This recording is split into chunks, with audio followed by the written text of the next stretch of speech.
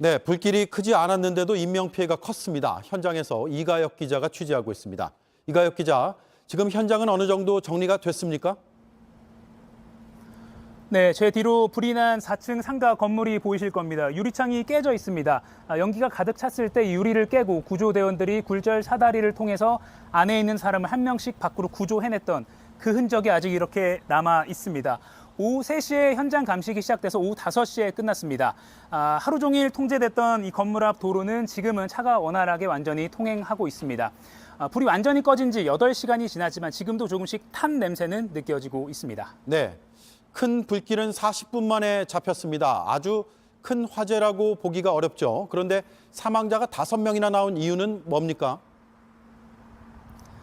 네, 사망한 5명 모두 4층에 혈액투석 전문 병원에서 나왔습니다. 4명은 투석 환자, 1명은 간호사였습니다. 모두 연기를 많이 들이마셔서 숨진 것으로 현재까지는 추정됩니다.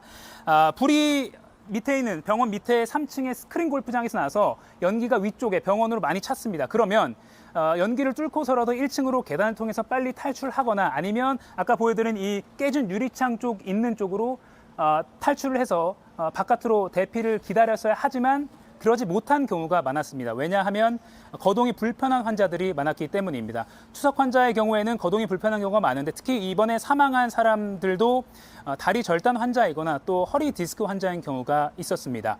또 당시 연기가 4층 병원으로 차올랐을 때 그때 대부분의 환자들이 침대에 누워서 혈액 투석을 받고 있던 상황이었습니다. 투석을 받을 때 커다란 주사바늘 2개를 팔에 꽂고 장치를 달고 있는데 이걸 빼내려면 시간이 필요했습니다. 그래서 워낙 급박한 상황이다 보니까 부작용을 감수하고서라도 일반 가위로 그냥 혈액관을 자르고 급하게 탈출한 경우도 있었습니다. 이렇게 탈출한 생존자 이야기 들어보시죠.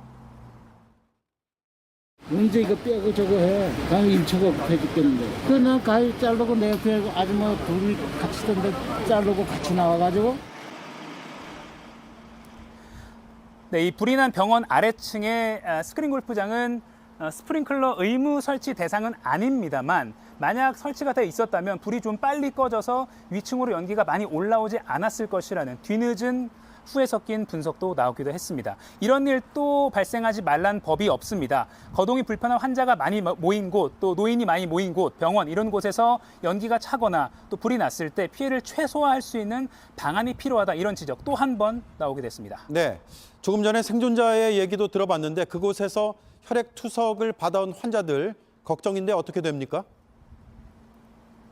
네, 그렇습니다. 보통 혈액 투석 환자들은 주 3회 한 번에 4시간씩 혈액 투석을 받아야 합니다. 이번 화재로 차질이 좀 우려가 됩니다. 그래서 이천시와 또 병원 관계자들이 일일이 연락을 돌려서 인근에 혈액 투석이 가능한 4개 병원에서 투석을 받으라고 안내를 하고 있는 그런 상황입니다. 네, 화재 사고 현장에서 이가혁 기자가 전해드렸습니다.